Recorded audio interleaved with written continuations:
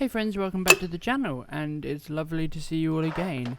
Today I'm going to be wet moulding probably the most iconic knife to ever exist. I apologise right now for the poor focus. My camera was misbehaving for a second, but we are going to wet mould a LeatherMan multi-tool.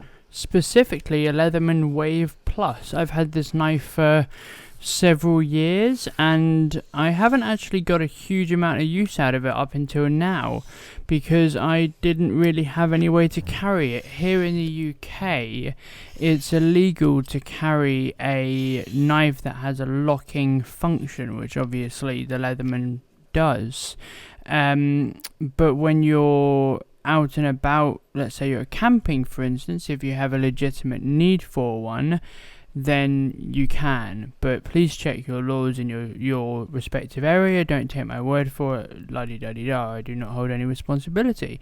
But yes, I just thought I'd make myself a nice little sheath for this. You guys absolutely loved my previous wet moulding tutorial, so I thought I'd do it again. So one thing to bear in mind when you're wet moulding is leather takes a while to take shape. So when you're once you've completely wet it down and the leather's fully absorbed the water, it won't immediately hold the shape. So you might think, okay, great, put it back in the mold, put it back in the leather, start moulding around it, ta-da, it will stay in shape. It won't. It's wet, and therefore when you're trying to shape it around it, it will try and return to a flat condition until there's enough structure back in it from the drying of the leather that it will stay in position. Now you might notice that there's a little lump there, a little circular lump. I had planned originally to put a little flap over the top of this, and I was going to use that magnet that's in there to give myself a flat sort of plane to attach a stud to, but you'll see later I decide to scrap that plan and change up completely, but you'll have to wait and see what I do.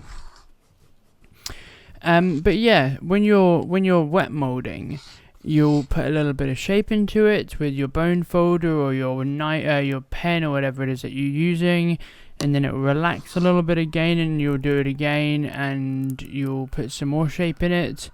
There we go, just remove the magnet. And over time, as the leather dries out, it will start to take that form that you put it in. Now there are a few tricks that you can do. You can stretch the leather, and that's what I'm doing right now, is I'm stretching it around the base of the LeatherMan, and that will put a little bit more shape in it than just pushing it around basically. So putting pressure into it will help that leather stay in position. I do recommend using a bone folder for this, because if you're using something with a more sharp end to it, you might damage the leather. So at this point I've finished moulding it to a point where I want to start putting the stitching holes in. But then I've decided to line the bloody thing. So I'm going to tear the whole thing apart. And I'm doing this for two reasons. One, just to see if I can. So this is a blue buttero leather Italian vegetable tan shoulder. So there's enough shape in it that I can just about get away with this, but I'm doing it quite quickly because I want to put a belt loop on it, which is what I'm doing now. I'm using some Xiang thread, which I'm doing a video on very shortly. But then I'm gonna actually completely line it with goat skin, and like I was saying, there's still enough moisture in it that it's not going to return, that it's not going to dry out, but then there's not too much that it won't stay in shape. It's not going to mess it up basically. But this part took a while, because obviously I didn't want to get pockets of air stuck between the two layers. So I spent probably half an hour trying to get that leather to the goat skin to attach it to fully adhere to the relatively damp vegetable tan leather. So that was a real challenge, but I think in the end it looks quite good. And the other reason for doing it is it gives much more structure. So in the beginning you saw me measure the thickness of this vegetable tan, and it's about 1.5, 1.6 millimeters. And putting the goat skin in it not doubles that. The goat skin's about 1.2, so nearly doubles the thickness. And it gives it much more longevity and much more structure, because like I've said in a previous video, if you're wet molding with 2 layers, it stays much stronger. Now I'm not showing it in this, but there is a little tip that you can do if you want a rock solid wet molded piece, and that is put it in the oven on about 50 degrees Celsius, so the lowest you can possibly turn your oven on.